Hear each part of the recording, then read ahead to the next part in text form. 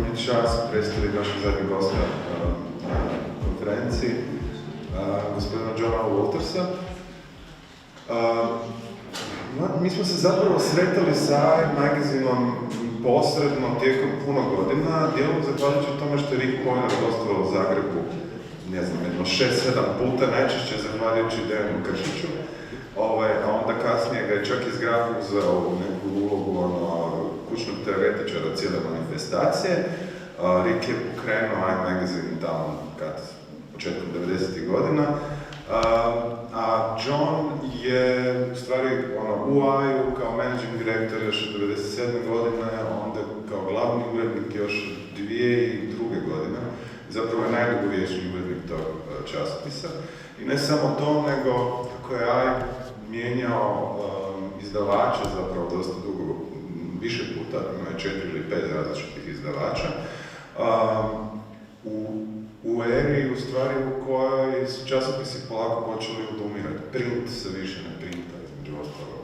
AI je jedan od zaista Sad se ponovo, da, ali zahvaljujući jednoj inicijativi, isto kao što je tako AI dobio tu vrstu inicijative, mislim, danas sam baš pričao sa Johnom, da se nije dogodilo ono što se dogodilo 2008. godine sa iMagazinom, prvo zahvaljujući Johnu i Simonom Estersonom, on vjerovatno isto tako kao časopis ne bi preživio. Naime, oni su, kad kažem da je John vlasnik iMagazina i urednik, to ne znači da je John neko koji je kupio iMagazin kao nekakav bogataš. On je dugo godina radio za a onda su odlučili napraviti časopis, nastaviti ga raditi na neki način gotovo pa samoupravljanja. Dakle, dvojice ljudi, jedan od njih grafički urednik, drugi zapravo urednik glavni, su otkupili AI od prijašnjih izdavača i nastavili ga raditi i izdavati sami i susrećući se naravno sa užasno puno izazova koje to donosi.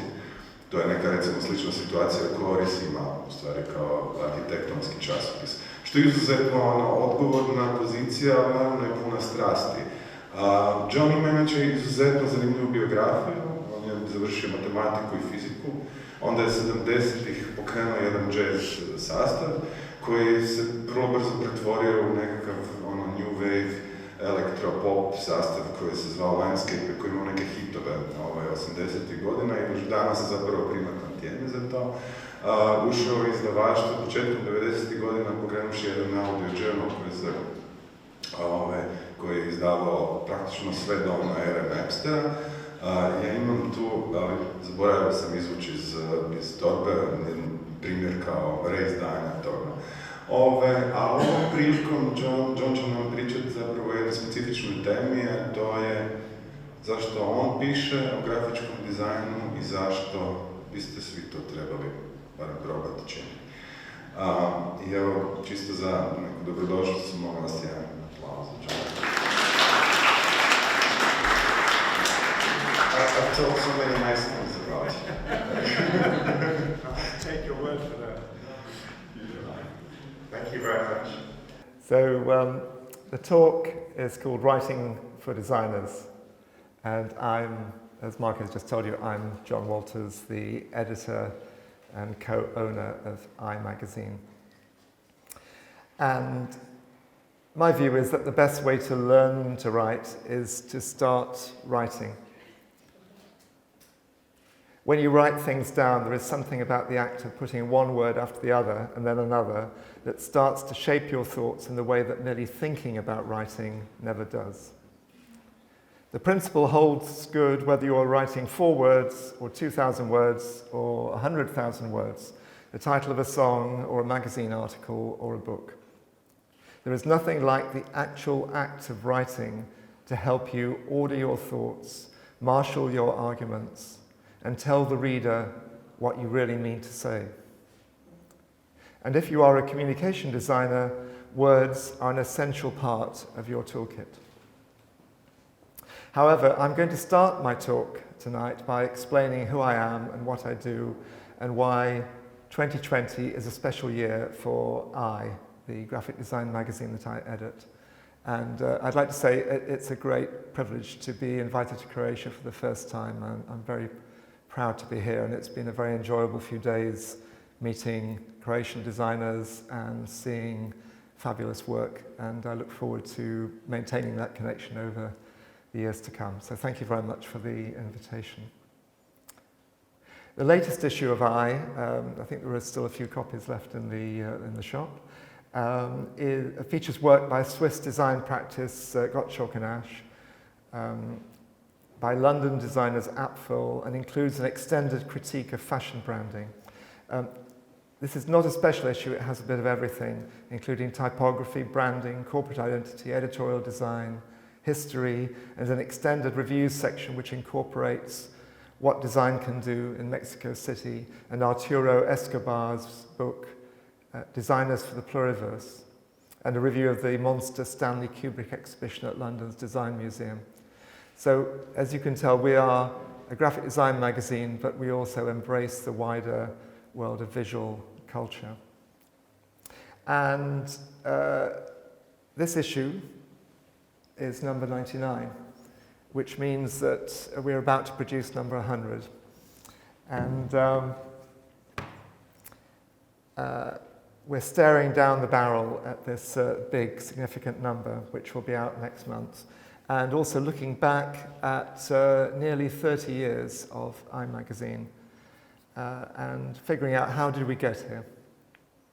If we go back 10 years to 2010, we were just a couple of years into independence. After 4 different owners, different companies, corporations owning the magazine, Simonom Estersonom and I actually bought the magazine and started a new company, I Magazine Limited, and we are still, touch wood, publishing issues and also making another magazine called Pulp, which is another story. Go back another 10 years, and we were making the 10th anniversary edition of I, whose cover features snowboarding pictures by Nick Bell and a large number of tiny words taken from what was then the brand new I website, which featured a flash animation, if you remember those, of flickering words like the departures board on a train station or airport. I'm going to show a number of covers because they are a kind of shorthand at explaining where we've, the kind of work we've covered over the years, the journey we've made, and how, although design and technology has changed so rapidly over that time, we've tried to maintain a consistent curiosity and interest in what we're covering in this magazine, which of course is a combination of words and pictures about words and pictures. And 10 years before the 10th anniversary edition, of course, you have the very first issue. This is before I was involved, November 1990. And that was when Rick Poyner, Stephen Coates, and the company Word Search made the very first edition of I. This included a Reputations interview with Bruno Monguzzi, an article about television graphics, and Robin Kinross's very good piece, long before the vinyl revival took hold, about the design of Blue Note records. Although this issue has long sold out, it was a fairly short print run, you can read much of that first issue online on the imagazine.com website. And that issue, which was in 3 languages then, French and German as well as English, set the agenda for a critical take on graphic design that we have followed ever since. The headline to Robin Kinross's piece about Blue Note is "Cool, clear, collected," a phrase that I hope also applies to I itself. I is a magazine that people like to collect. In fact, I just met another designer today who has every issue of I, and we are actually compiling a list of magazines all around the world who have every single issue to do a little online series about who they are and what they're doing. On the other hand, we're also aware that many of our newer readers, designers who are going places, already have substantial careers, were not even born 30 years ago when I first hit the newsstands. A magazine like I can function in many ways. It has some of the qualities of a book, but it's not a book. It helps create a community. It's niche, but we try not to be too obscure. With our website and social media, we're aware that we are communicating with far more people than the core of people who buy the printed magazine. But we also appreciate the more intense engagement we get from readers who are long-term supporters of the magazine. We wouldn't exist without them. And I should give a shout out to Magnus Rackang, who is the Norwegian designer of the I logo, which has worked so hard for us over the time. I didn't meet Magnus until a couple of years ago when I went to Oslo. We'd always worked remotely with him before. Before I talk about writing, the core of every magazine's contents, I'm going to show you the end of that process, the covers, the last thing we decide upon before publishing. And these will just give you some idea that the latest, the issue before last, 98, was actually produced with 3 different colour covers and 6 different colour foils. Just a little taste of the virtuosity and the printing aspect of the magazine by Simonom Estersonom. Before that, we had the second of 2 special issues about magazine design with an illustrated cover by the brilliant Tom Gold, which touches on the way magazines speak to a specialist audience, with fictional variations on our logo, the Magnus Rackang logo I just mentioned. Sky, pie, die, and most appropriately for Croatia, tie. We thought these were fictional magazines, but one of our followers on Twitter demonstrated that all these magazine titles had existed at some point in the recent past. The previous magazine special also had an illustrated cover by Jason Ford. And then I-94, a few years ago, was one of our most famous covers because it featured 8,000 different covers designed by Muir McNeill. Here are just 3 of those 8,000, all individually numbered. I think we've had more publicity and attention on the magazine itself for this particular venture than anything we've ever done, and there were blogs and things about it all over the world. And because we knew we were doing something special and unusual at the time, this, by the way, is using variable data printing, digital printing, to be able to produce 8,000 covers, which of course would be impossible with offset printing. Because this was a special thing, I invited our friend, the filmmaker Adrian Harrison, along to our printers, Pure Print in Uckfield, to record the process of making the covers of I-94. The resulting 15-minute film has been shown at design festivals around the world, and we will be releasing this online later this year as part of our anniversary celebrations. So I'm just going to show you a few frames from this little documentary film. Here you see Hamish Muir and Paul McNeill, who were the designers of this multiple cover. And here you have a glimpse of our old office with art editor Holly Catford on the left, designer called Leo Field on the right, he's now at Pentagram, and Simon Esterson in the window. Here you see the magazines piling up in the bindery room at Pure Print. It was a very exciting day, and it was fun to make a documentary film, which we hope will help reach out in the world to explain who we are as a magazine, perhaps to people who've never heard of the magazine before. It's called 94, 8,000 One-Offs. Actually, it's an award-winning film. We just won a Best Shorts Award in San Diego the other day. I'm going to whiz back through a few more of these, the covers we do.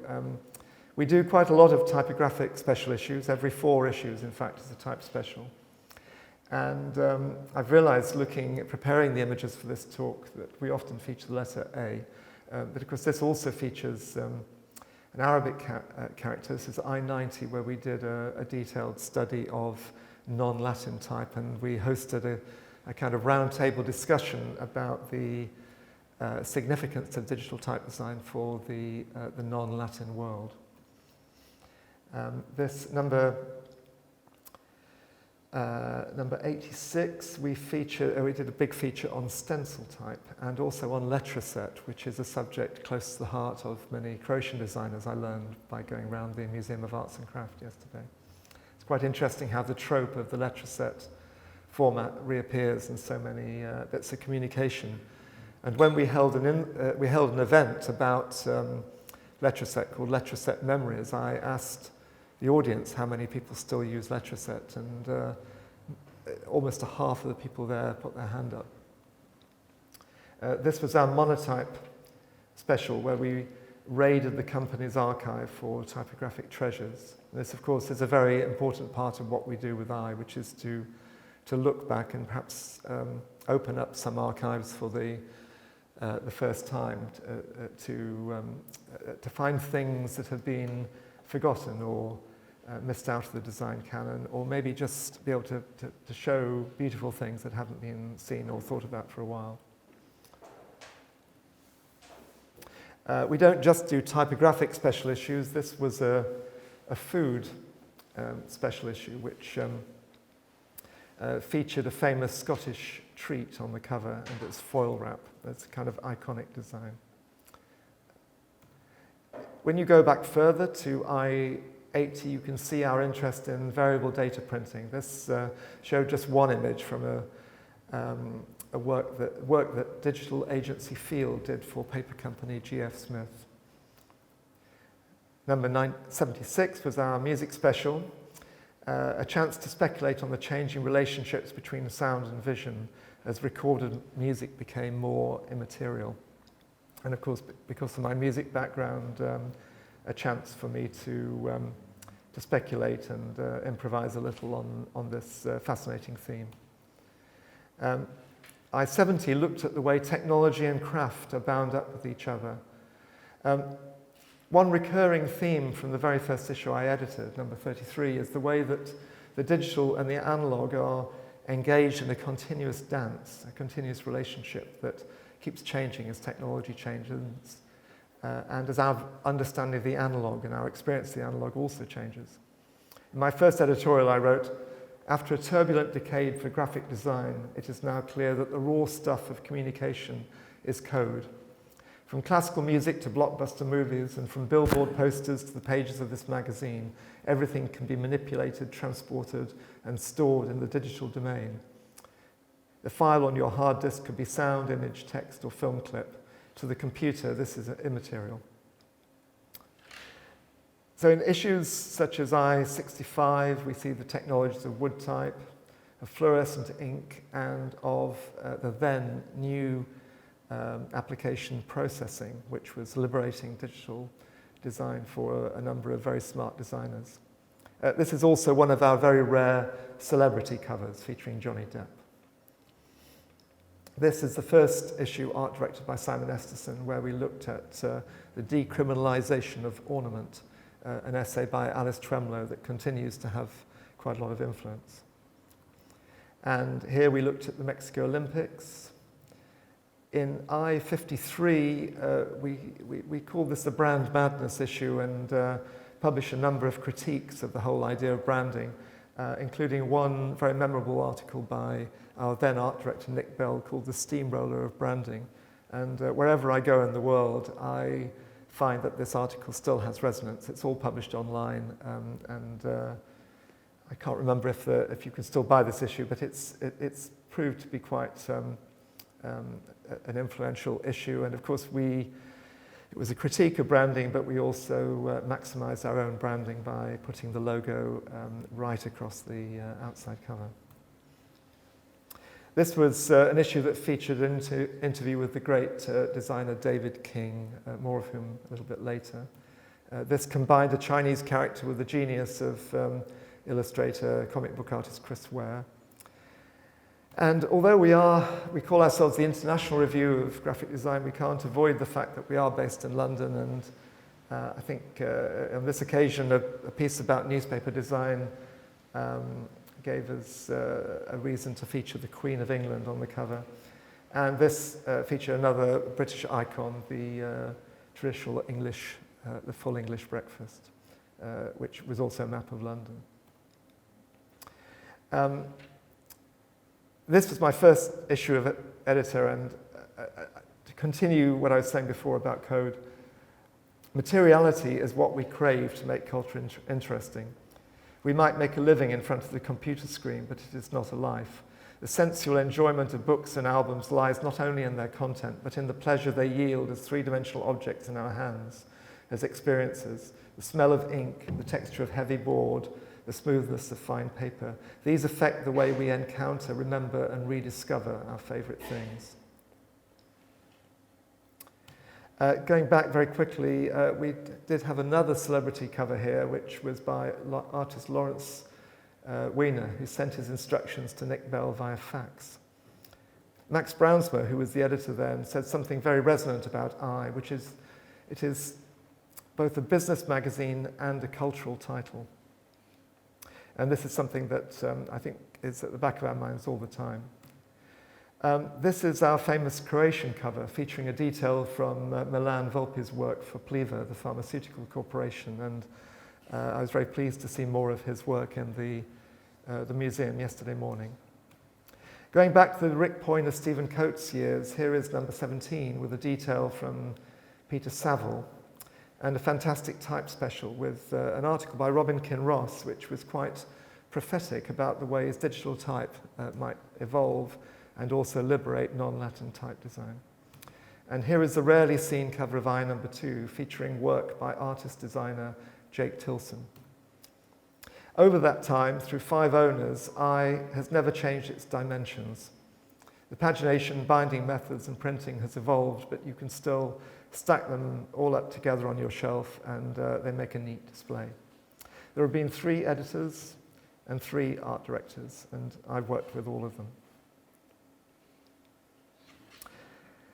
So to get back to the core of my talk this evening, why am I so keen? I'm sorry, I must now also quickly give credit to the current team who are so important to the continued existence of Holly Capford, our art editor, Sarah Snaith, our assistant editor, and Janet South, the business manager, who keeps the actual business side of I, which of course means dealing with advertisers, with bookshops and magazine shops, and with the distributors and with our subscribers, and the fulfillment of the issue.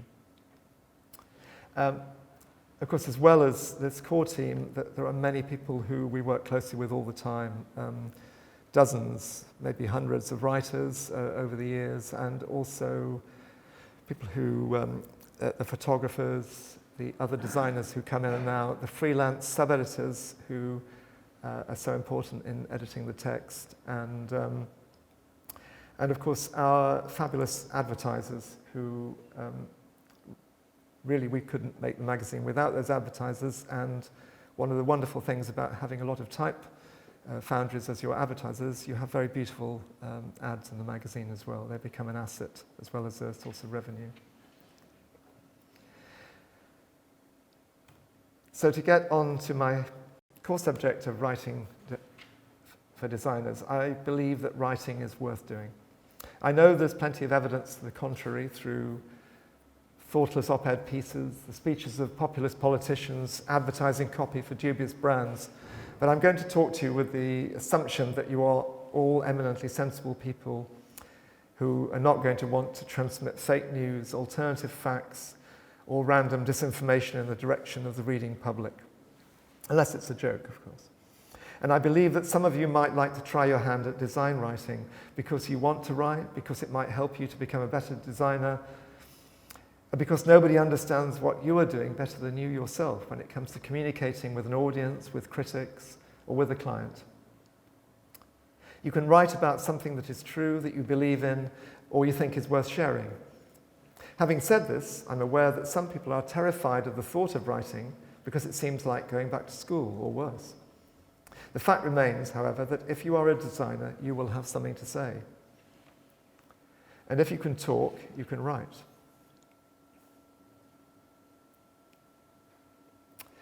Fear of a blank page is sometimes listed as a reason not to write, to not even try to begin the process of writing.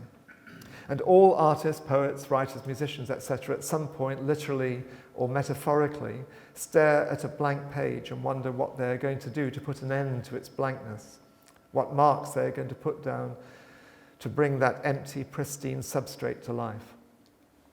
If you were a Japanese calligrapher or an improvising stonecutter whose work cannot be easily undone, I can understand your hesitation. But if all you want to do is write, you shouldn't worry at all.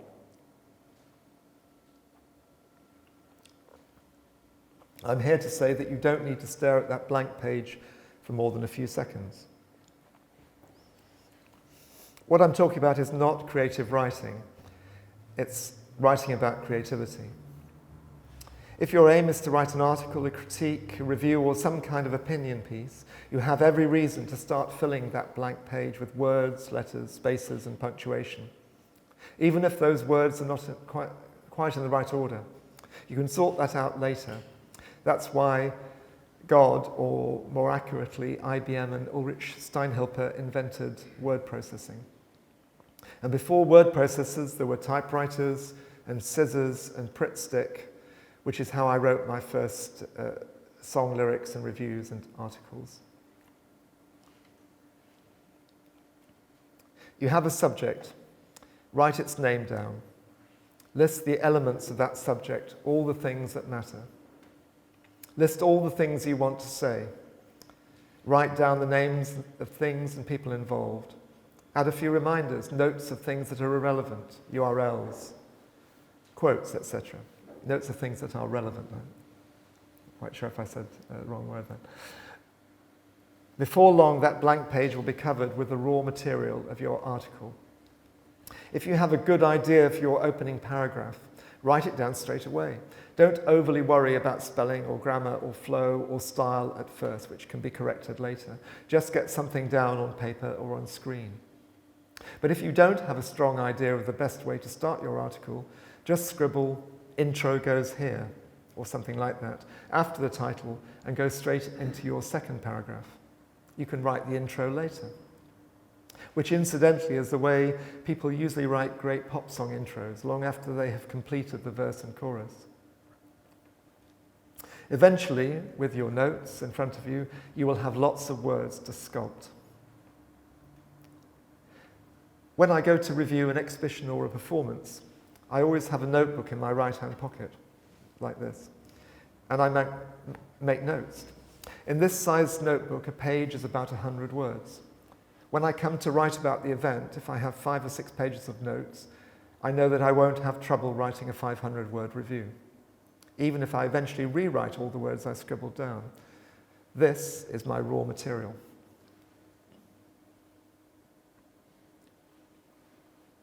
So why write? This is an eternal question asked memorably by famed writers such as George Orwell, Joan Didion, Paul Auster, and so on. For a journalist like myself, it's often because I have been asked to by an editor like myself. There's a carrot and a stick. The incentive of being paid by the word, the satisfaction of getting your words out into the world and changing people's minds. That's the carrot. And the stick is the demand of a deadline. But there are other reasons to write things that are not articles. Emails, instructions, captions, responses, advice, explanations for colleagues, tutors, students, clients, insurance companies, internet providers, and local politicians. When you are working in a big organization or network, there may be copywriters or journalists to help set things down on paper. Politicians, after all, even the most gifted orators, have speechwriters. But there will always be moments when you can write it down better, more usefully, more appropriately than anyone else. It's not because you are a better writer or even a good writer, but because you know more about that subject than anyone else. And writing is one of the best ways to communicate clearly what is in your head to the outside world. If it is not quite clear in your head, the action of writing it down on cold blank paper or screen will help you clarify what you want to say. The late Paul Stiff, a typography professor at Reading University, often used the term useful writing to cover all the areas of writing that perform functions. Directions to the pub, menus, specifications for printers, and so on. On the face of it, such writing doesn't need to be creative or stylish or intellectual. It's hard-working writing that has a job to do. And when you think about this kind of writing, I hope you will see that it has much in common with design. Sure, it's nice to make a great poster, which wins awards or elicits gasps of praise, but sometimes you have to design something that just works. The poster again, an app, a club flyer, a wayfinding system for a campus or the public space in a theatre. And writing has many analogies with designing. For example, if you wanted to write an article about someone whose work you admire, you can approach it like a design job, starting with research, as I referred to before, assembling materials, making notes, taking pictures. If that person is still around, you can interview them. You are collecting assets, and it's not a million miles from preparing for a design job. It's not necessarily about style and flair, although inevitably the style and flair you have will emerge from the way you talk and write. But much of what you are writing about is the content of your subject. And if you have a good subject, you don't need to be overly imaginative. Moreover, you mustn't make things up. You should be looking for some kind of authenticity, for truth to materials, and this too has plenty in common with design. Telling the truth is an enormous issue right now, so I'll say little more than my view that it is a writer's duty to get things right, to check spellings and facts, and to double-check them as they go through the long process of editing and design and typesetting and cutting to fit, and all the final corrections that go into making a magazine or a book or a website or exhibition captions. And even when your article has an angle, a critical angle, such as assembling examples of things you don't like or do like to make a critical point, you can't just make things up. You need to be even more accurate.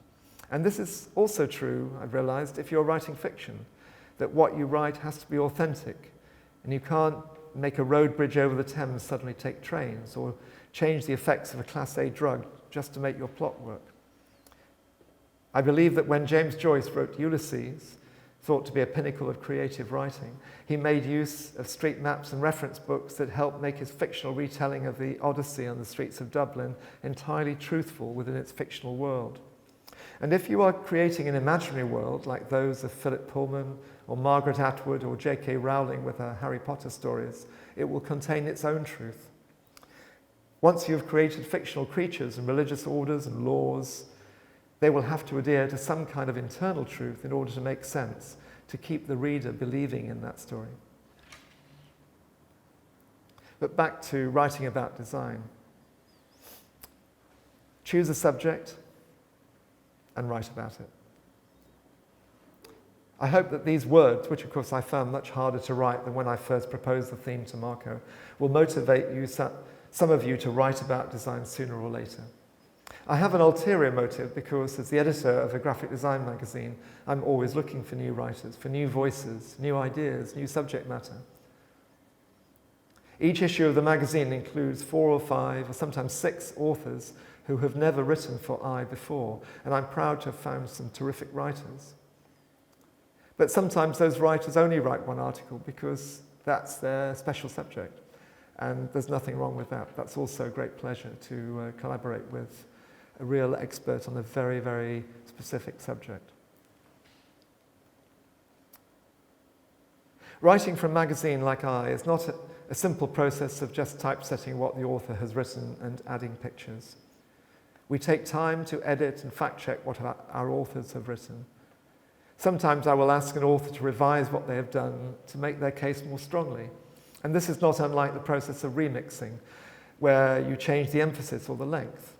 And in the case of a magazine, you are always in dialogue with the images in that magazine and with the designers of the layout of the magazine.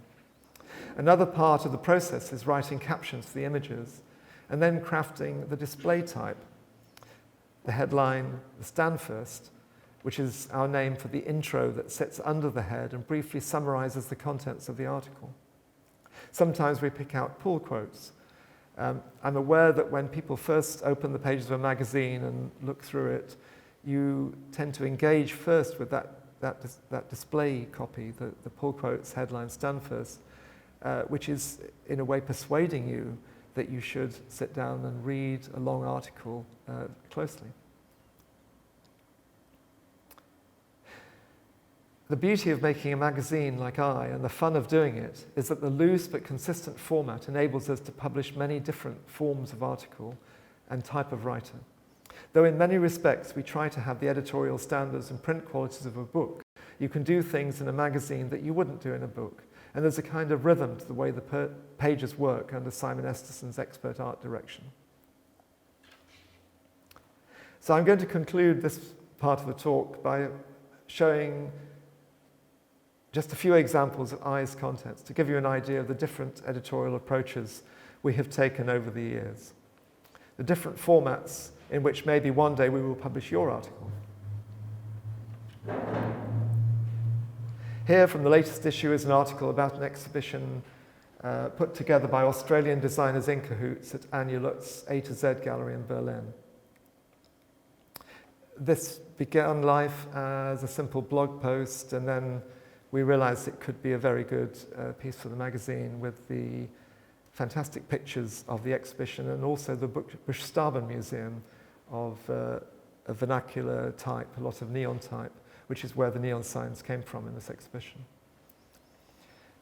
This article is a profile of a London design duo, Apfel, which I commissioned from young writer and historian Alex J. Todd, who is a graduate of the design writing course at the Royal College of Art. A portrait by Elizabeth Shader-Bishin shows them in their airy and light studio. And of course here I have to say that the photographers we commission for I play a very important role in the rhythm of the magazine, the way we present things. Here we have a piece about the founder of Gottschalk and Ash, who is still playing an active part in the Zurich-based studio. The format of this was a Q&A, a recorded interview, which Simon and I began in Zurich, and then I continued by Skype. And here the portrait photographer is Philip Sayer, who is another part of the extended I team. Phil has been working with Simon since they were both founders of Blueprint magazine, along with editor Dejan Sujic in the 1980s. We are currently working with Phil again on a series of portraits of contemporary designers.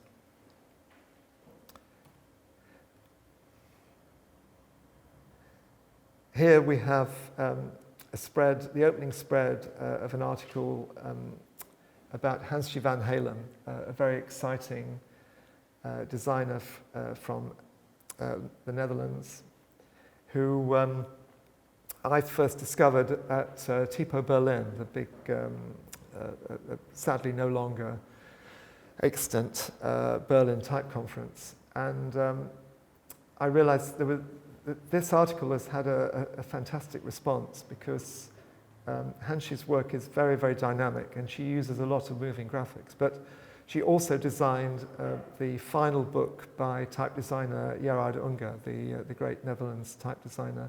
And there's a very interesting link in her work that goes right back to a much earlier time of Dutch type design, and yet her command of technology and type and image making is really has a very new contemporary feel to it. The writer here was Silvia Soggiotti, who was an Italian designer who at the time was one of the editors of Progetto Grafico, the Italian design magazine.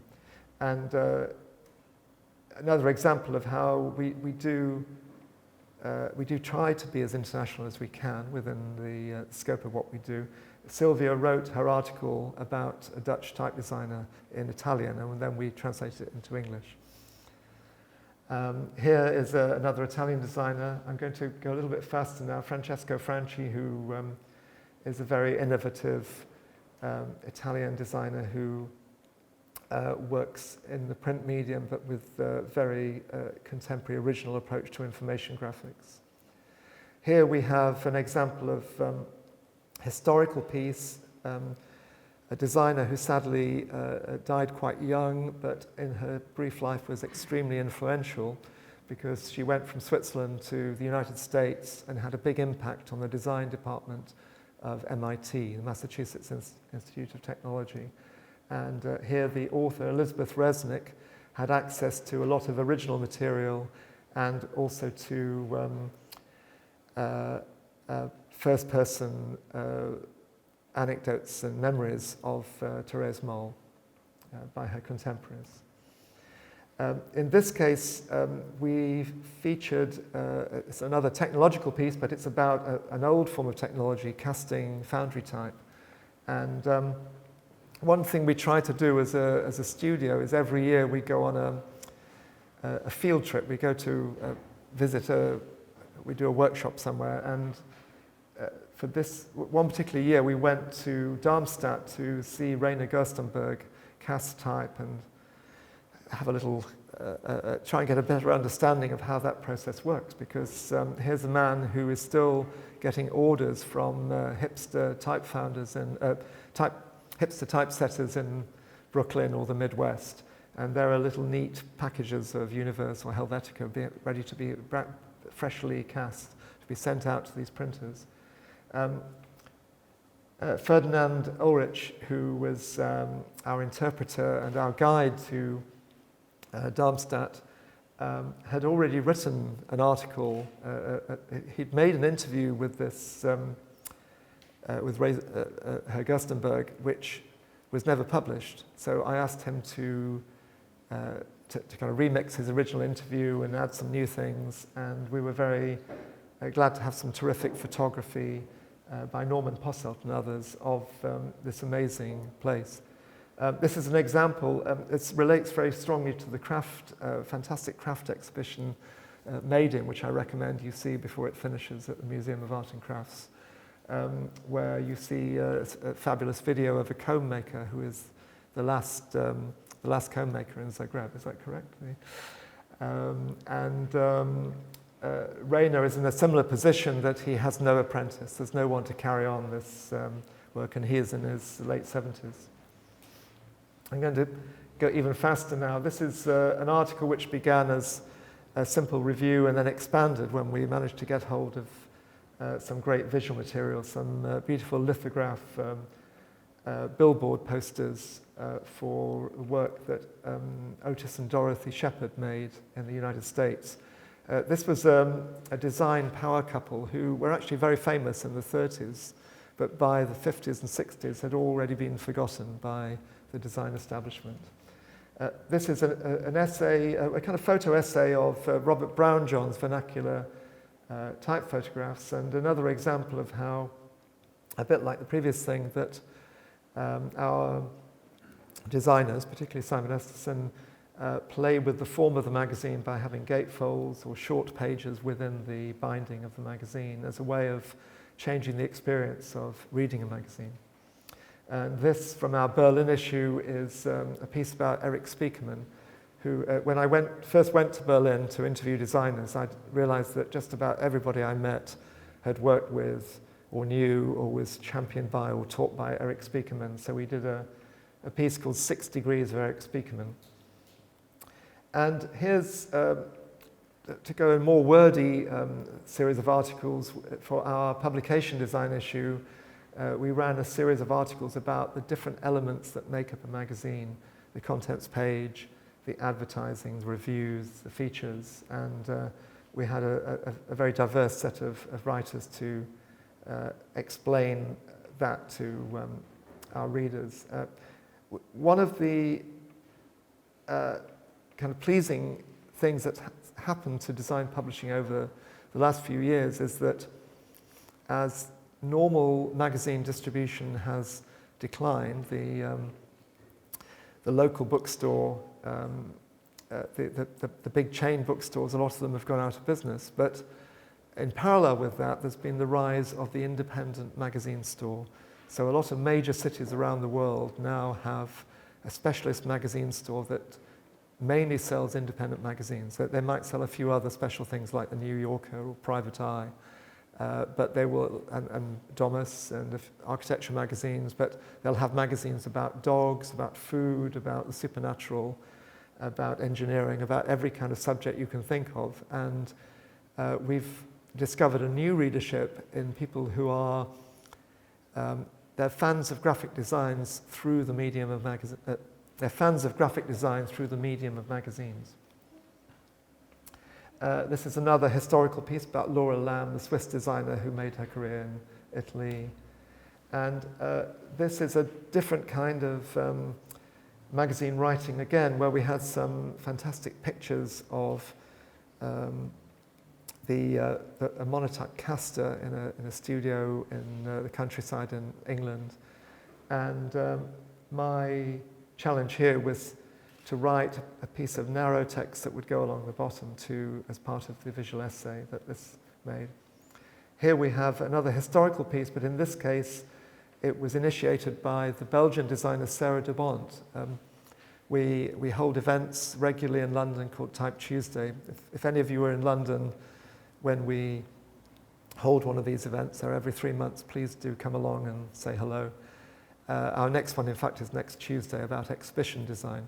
But we held a Type Tuesday which was about exploring the archive at St Bride Library.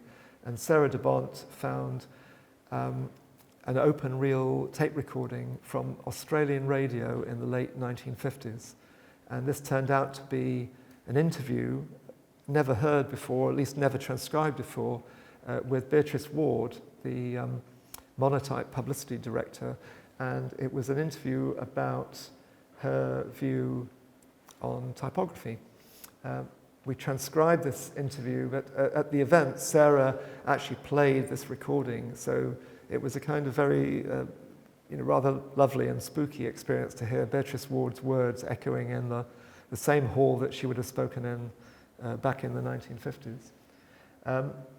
This is something you can now listen to thanks to a fantastic Dutch website called Type Radio, which includes lots of audio interviews with famous type designer and typographers, and this includes the Beatrice Ward recording, so you can hear her words online. And an Australian publisher has just approached me for permission to reproduce this in a forthcoming book about Australian design culture and typography.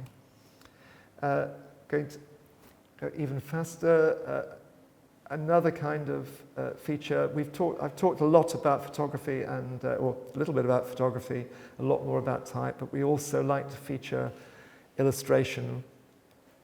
And this is Olivier Kugler, a German illustrator who does very moving, very vivid reportage illustration about difficult subjects, in this case, the refugee crisis. So we're also very pleased to have a picture of a Syrian refugee on the front cover of I magazine. This is a feature about the photographer Platon, here pictured with George Lois, the American advertising legend. And this is the opening spread to a feature about Gail Bichler of the New York Times magazine, which Gail was interviewed by my assistant editor Sarah Snaith in New York, and we did a very long feature about the very consistent design work that Gail Bichler does in a very fast-moving environment of a daily newspaper. This is a piece. Again, we like to stretch the boundaries of what we think is design and visual culture, and this is a great piece by founding editor Rick Poyner, who we now term our writer at large, about a French artist who made work using unretouched photos. We also, in the food issue, did a whole long article about photographers, where a writer, very much someone I think who'd been encouraged by my talk about writers, was encouraged to interview a number of very prominent food photographers about their practice. Here we have a piece of street art, which is a piece of graphic street art and an enormous building in Shoreditch, quite near where our old offices used to be. And here we have a spread from the round table discussion of Arabic type, where we had to locate a Lebanese type designer who became our guide to, in this case, the different, the X heights and beyond of Arabic type design, which involves several levels that are not are not known to Latin type designers. And here's a spread from our most recent type issue, which looked at the contemporary type scene with a great variety of type design practices and foundries who are doing very dynamic and interesting work. And then back to our latest, most recent issue, which connects in a way to talk of the Biennale at the Turkish Biennial yesterday. This is Melanie Muse's identity design for the Venice Biennial last year, which had the slogan, "May you live in interesting times," which is kind of where we end up at the moment. As we approach our 100th issue, the world, particularly in Great Britain, is in a certain amount of turmoil.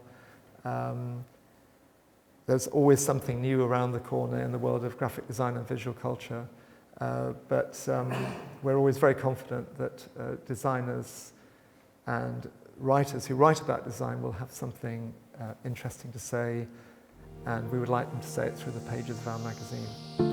Thank you very much for listening to this long talk, and good night.